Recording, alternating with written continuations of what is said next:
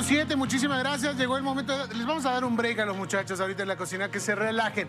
Porque vamos a hablar de las señales que no debemos ignorar como padres, de lo que puede llegar a suceder con nuestros hijos en la escuela, en el colegio, así que debemos estar muy atentos. Antes de esto tenemos una pequeña nota introductoria de una película que es muy comentada y que tiene que ver con esto. Lo vamos a ver en segundos. Bueno, recibimos entonces a nuestro especialista. Gracias por estar junto a nosotros, Erika Rittner.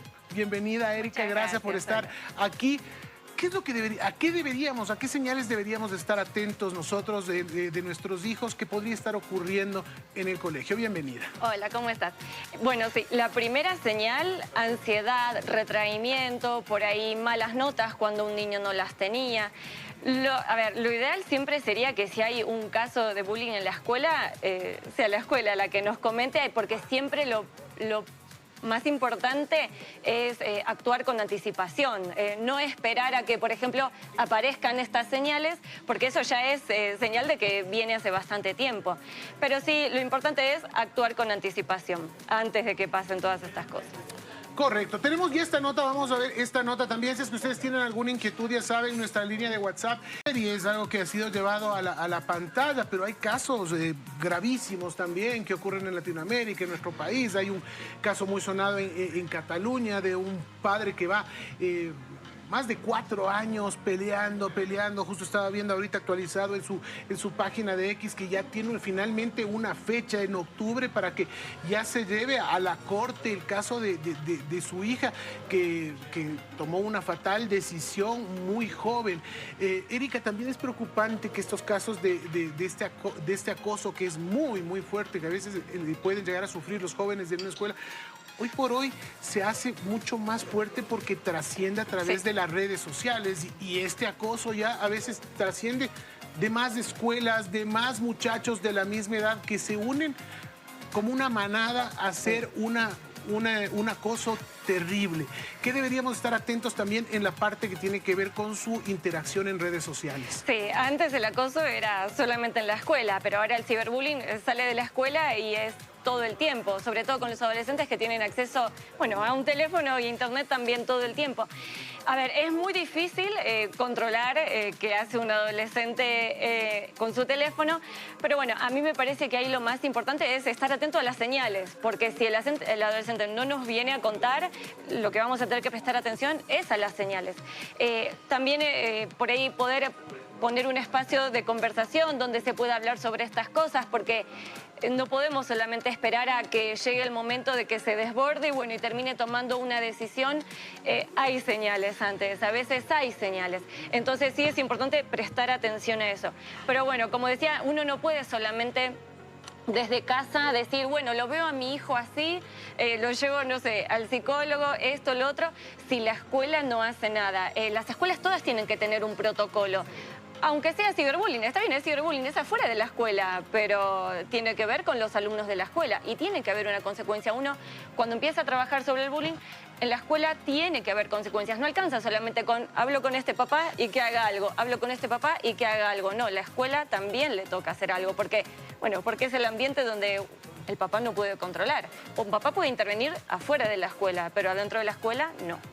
Y a veces hay temas preocupantes también cuando las escuelas, los colegios, por el famoso y llamado prestigio, callan muchos casos que son sumamente delicados y cosas que pueden llegar a ser muy preocupantes. Sí, pasa un montón. La verdad es que sí, pasa mucho, a mí me pasa mucho, en el consultorio lo veo, que los padres se enteran, no por la escuela, se enteran por el niño lo que estaba pasando. Y a mí me ha pasado, he hablado con escuelas y cuando uno les pregunta, pero son cosas de chico, te dicen. Todos los chicos se tratan así, bueno, pero ese es el momento en el que tenemos que intervenir, ¿no? Uno no espera a que el chico ya sea un adulto para intervenir. Uno tiene que intervenir en ese momento porque es en ese momento en el que se aprenden las habilidades sociales, la empatía, que hay una consecuencia a mi conducta. A los chicos a veces les cuesta mucho medir cuál va a ser la consecuencia de mi conducta. Ay, si solamente le dije no sé qué, sí, está exagerando.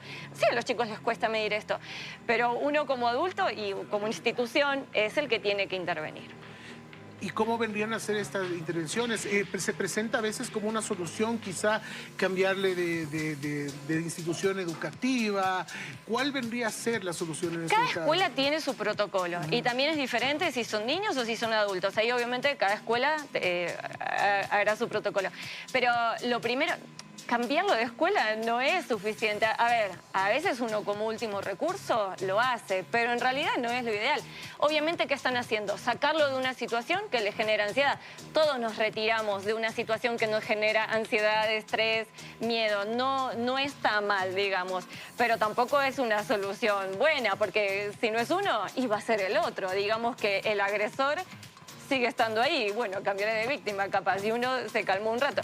Pero no es suficiente. En realidad tendría que haber una intervención sobre ese chico que es el que está haciendo bullying, porque tiene sus consecuencias. Serán uno, serán otro, pero tiene sus consecuencias.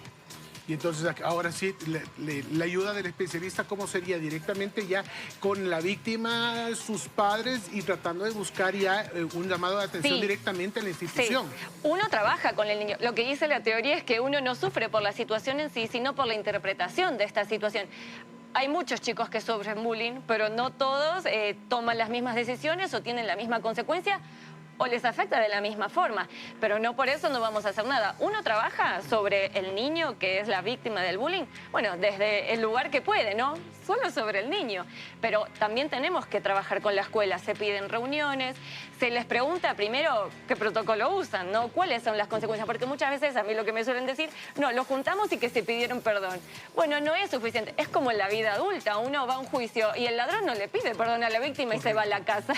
Hay una consecuencia por mí. Claro, porque si yo solamente pido perdón y me voy a mi casa, entonces no es una consecuencia suficiente. Ya solo por la teoría nos damos cuenta que no es una consecuencia suficiente. ¿Por qué? Porque si fuese suficiente, esta conducta se hubiese terminado. Es como decirle a un niño, tenés que prestar atención y que preste atención. Te tenés que portar bien y que se porte bien. Tenés que dejar de molestar y deja de molestar. No es tan fácil solamente hablar con un niño. Muchas veces se hacen estas como jornadas para hablar sobre bullying, concientizar. Sí, está bien, pero no es suficiente. Si fuese suficiente, bastaría la jornada para que desaparezca el bullying, y no alcanza. Y en cuanto a tu experiencia, Erika, ¿qué has podido notar? ¿Ha cambiado un poco? ¿Están mejorando las instituciones educativas en cuanto a las políticas para controlar esto?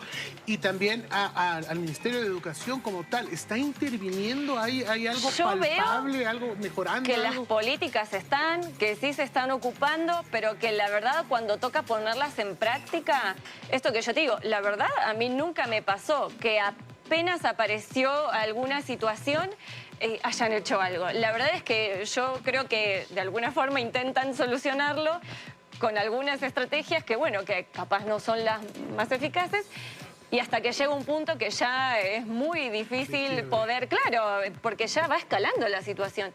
Y yo creo que recién en ese momento dicen, bueno, parece que lo que hizo no me funcionó, ahora sí vamos a hacer algo. Pero lo ideal sería que eso pase al principio. Siempre, siempre la intervención temprana en todo es lo mejor. Yo creo que lo más importante es no minimizar este tipo de situaciones. No decir son cosas de chicos. Eso no es correcto. No son cosas de chicos. Las cosas de chicos son las que aprenden para cuando van a ser grandes. No son cosas de chicos. Con ese mensaje importantísimo de nuestro especialista, creo que debemos quedarnos todos. Hay que prestar muchísima atención a las señales que nuestros hijos pueden darnos. Por favor, queridos padres, no son cosas de chicos. Muy atentos a lo que puede estar ocurriendo, buscar esa intervención del colegio, buscar la ayuda necesaria, por supuesto, y tratar de que se lleguen a estas soluciones y sobre todo a que los actos deben tener consecuencias. Erika Ritter, muchísimas gracias por estar con nosotros y por este consejo siempre tan oportuno. 10:18, momento de marcar una breve pausa. Regresamos con más. ¿Y cómo está la cocina, mi querido Parreñito? Podemos ver cómo va la cocina. Les noto ya Diga más que ya está mi primer relajados. plato listo.